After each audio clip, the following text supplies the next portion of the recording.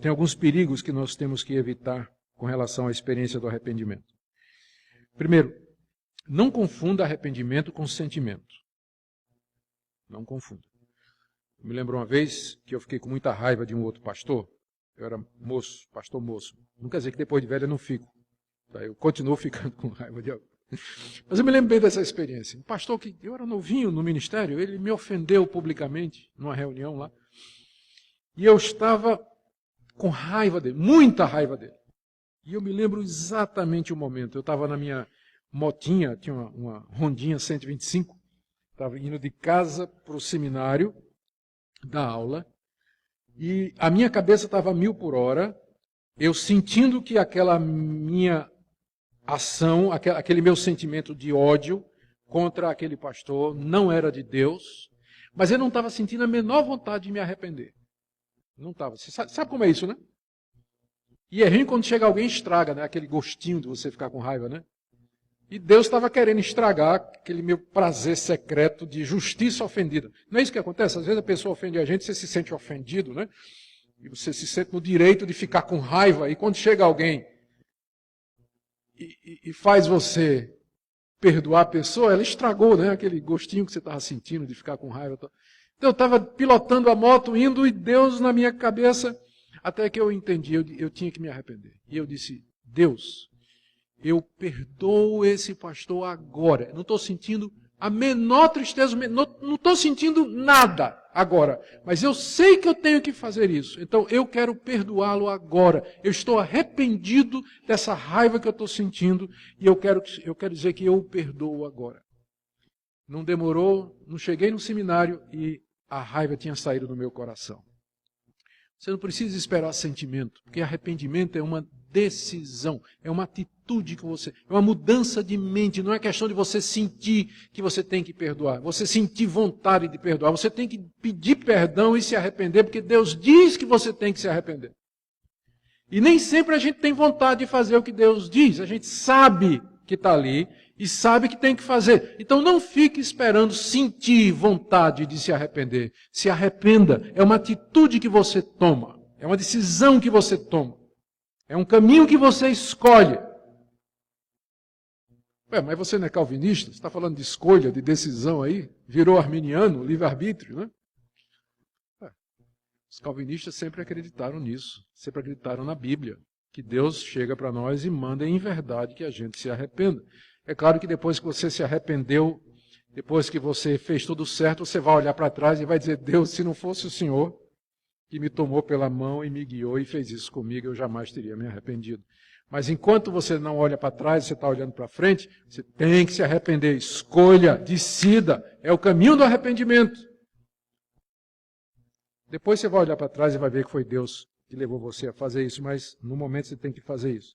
Então, cuidado, não fique esperando o sentimento, é uma decisão que você tem que tomar. Outro perigo aqui é a introspecção mórbida. O que é que acontece? Pessoas que passam por uma profunda convicção de pecado, às vezes correm o risco, que aconteceu no período posterior dos puritanos, de ficar examinando demais o coração para encontrar coisa errada. Eu passei por um período desse quando era novo convertido. Eu tinha uma consciência tão clara da santidade de Deus e do meu coração pecaminoso, que eu gastava, às vezes, horas durante o dia, prostrado diante de Deus, examinando as coisas mais profundas do meu coração para ver se tinha alguma motivação errada, alguma coisa errada para eu poder confessar. E o que acontece? Eu caía num labirinto. Como diz o profeta Jeremias, enganoso é o coração, mais do que todas as coisas, e desesperadamente corrupto. Quem conhecerá? Um dos problemas trazidos pelo pecado é que ele afetou a sua capacidade de autoanálise. Por mais maduro que você seja, por mais esclarecido que você seja, você nunca vai conseguir entender completamente as intenções e motivações do seu coração. Então vai ter que ter uma hora em que você vai dizer a Deus, Deus, você vai ter que orar como o salmista, perdoa os meus pecados ocultos. Lembra do Salmo? Que Davi diz assim, Senhor, perdoa os meus pecados ocultos, porque eu não consigo ver tudo de errado que eu faço. Eu não consigo perceber todas as intenções do meu coração. Então já me arrependo aqui a granel, né? A gente peca no varejo, mas às vezes tem que pedir perdão no atacado. Porque você não vai conseguir. Então resista. Não estou dizendo que você não deve fazer uma introspecção. Sim, você deve analisar o seu coração. Aliás, essa foi uma das coisas boas que John Wesley, o pai do metodismo, fez. Quando ele criou os grupos de comunhão, ele tinha um método que aquele grupo seguia. Por isso que a denominação dele virou metodista. E parte do método era gastar um tempo para você analisar, durante o dia, as coisas erradas que você fez. Você fazer um levantamento diário de todas as suas ações. Isso é bom, mas você pode correr o risco de mergulhar demais no poço sem fundo que é o seu coração. E se desesperar e ficar confuso. Então, se você vai fazer isso, você tem que fazer isso à luz da doutrina da graça e da cruz. Que Deus lhe perdoa e que você é justificado pela graça, não por obras. Você não é justificado pela introspecção do seu coração e você não é justificado pela sua capacidade de confessar os pecados, mas pela misericórdia de Deus em Cristo Jesus. Então não perca de vista a cruz na hora do arrependimento, senão é desespero.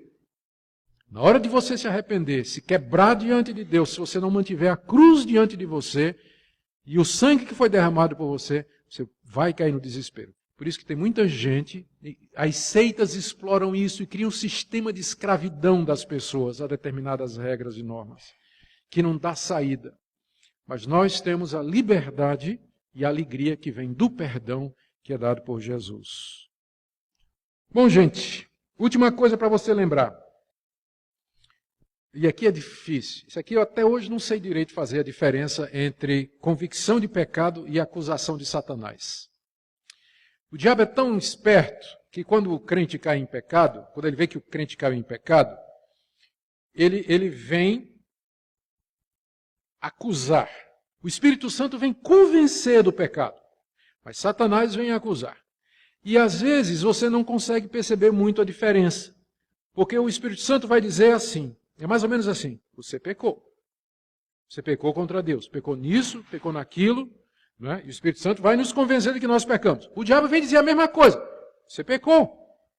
Só que o Espírito Santo vai dizer assim, você pecou, mas Cristo morreu por você.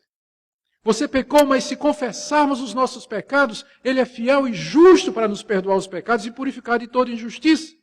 Você pecou, mas Deus é misericordioso e bom. Ele sabe quem é você. Ele pode perdoar você. É isso que o Espírito Santo vai dizer. Satanás, ele começa da mesma forma. Você pecou. Não tem mais jeito para você. É a 5ª vez que você faz isso hoje. Não tem mais perdão. Você não é nem crente.